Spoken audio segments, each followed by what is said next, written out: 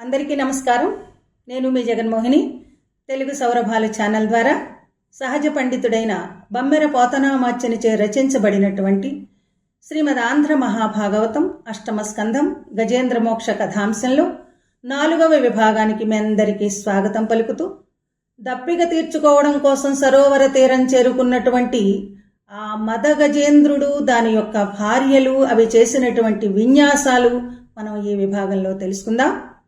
అన్య పురుషులెవ్వరూ కూడా సంచరించినటువంటి అతి నిర్మలమైన జలాలతో కూడినటువంటి సరస్సుట అది.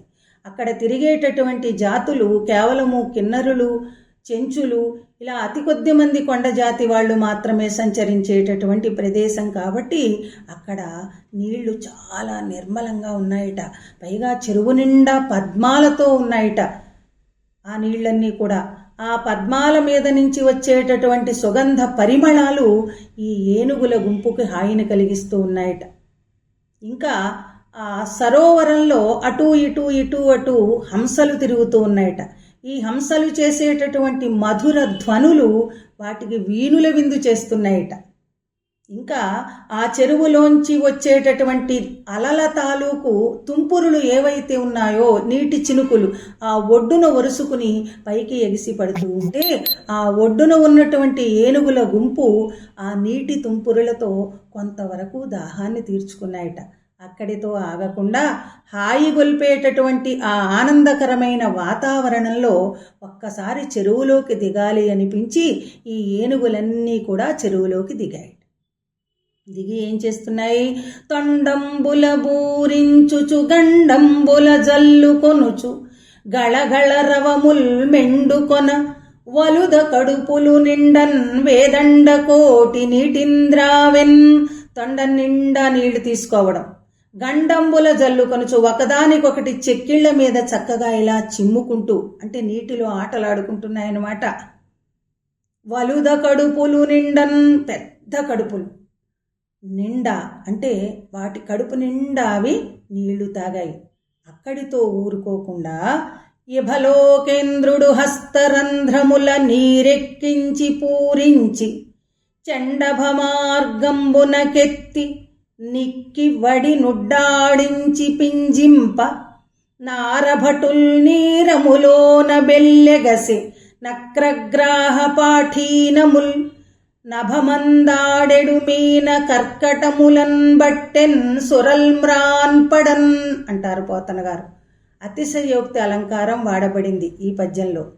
అంటే గజరాజు తొండ నిండా నీరెక్కించి ఆ నీటిని ఇలా తొండాన్ని పైకి నిలువుగా చాపి, ఏనుగు ఇలా నిలువు కాళ్ల మీద నిలబడి ఆ తొండాన్ని గర్వంగా అటు ఇటు తిప్పుతూ ఆ తొండంలో ఉన్నటువంటి నీటిని ఇలా పైకి చిమ్ముతున్నాడట గజరాజు.